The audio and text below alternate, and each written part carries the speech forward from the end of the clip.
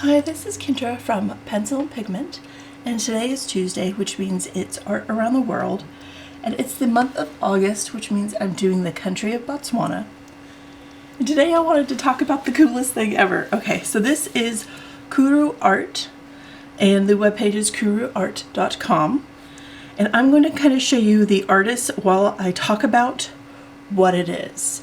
So, in contemporary Africa, the Bushman artists of the Kuru Art Project bring back the role of art as an expressive outlet for their traditions and recent life experiences, as their ancestors have done in the many rock paintings all over southern Africa.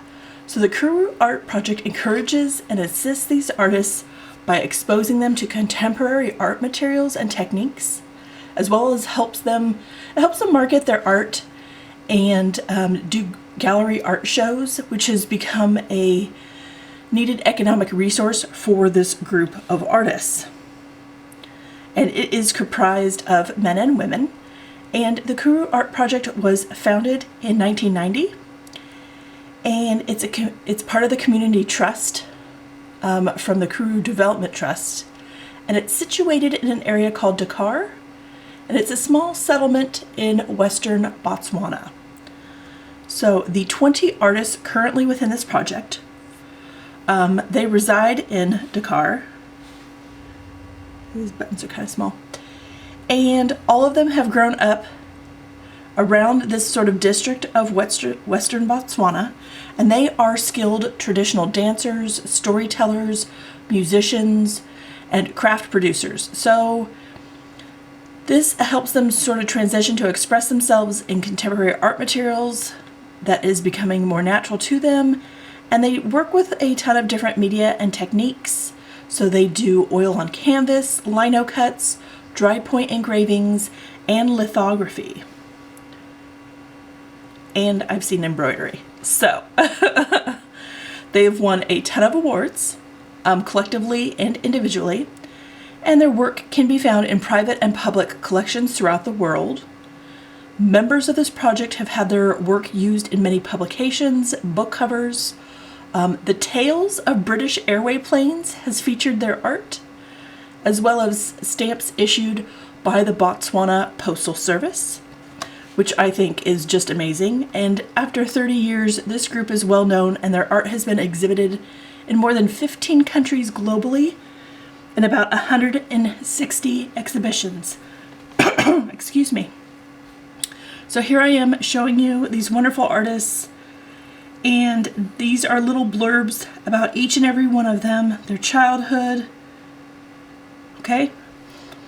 So what I was showing you was the About Us, and I want to show you these photos. These photos are incredible. So here are artists working and painting with oils on canvas. This is a phenomenal photo. I love this so much. And I love the storytelling of these pieces. Here they are painting. This looks like lithography, more art painting on canvases. And here's the artists with their art. And that is such a lovely, amazing photo. On this webpage, they have a techniques page where they talk about the painting. So I will show you things about the techniques. So oil paints are something that they've adopted as a tradition and well known for, and they do brightly colored oil paintings on stretched canvases. And most of the artists like to sit on the floor while they work.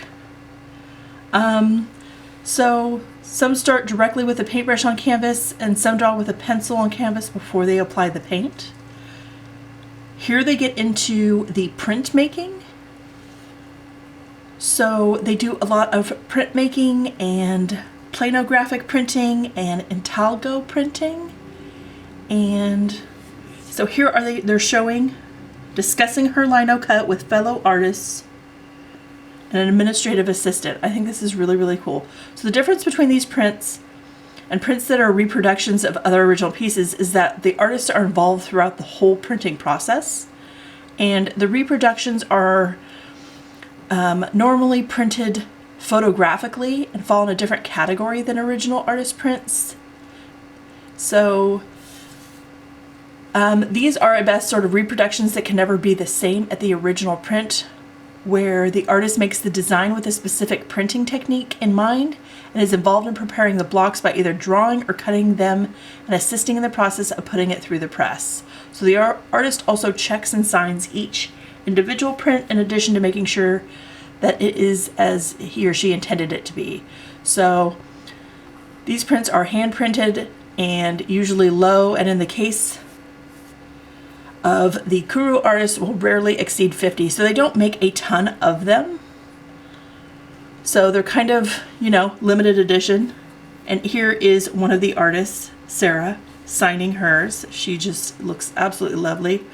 They do relief printing, where they outline the image with a wood block or another surface, and the artist cut away the pieces, leaving the image raised, and then apply the ink and then roll it. That's what he's doing in this photograph. The intaglo printing, which includes etching and engraving, sort of define an image engraved below the surface of the material. And this process is unlike relief printing, in which the printed image is left on the surface, or lithography, where the print image lies on the same flat plane as the unprinted surface. So they're doing some really unique printing processes over here, and I just think this is really, really cool. This dry point engraving, which is made by scratching the image or lines into a copper or zinc plate, and then the Kuru artist uses plexiglass, which is available and softer to scratch, and it has the advantage of being transparent. And these artists make drawings on paper, put the transparent plexiglass sheet over it, and scratch the lines by using a sharpened needle.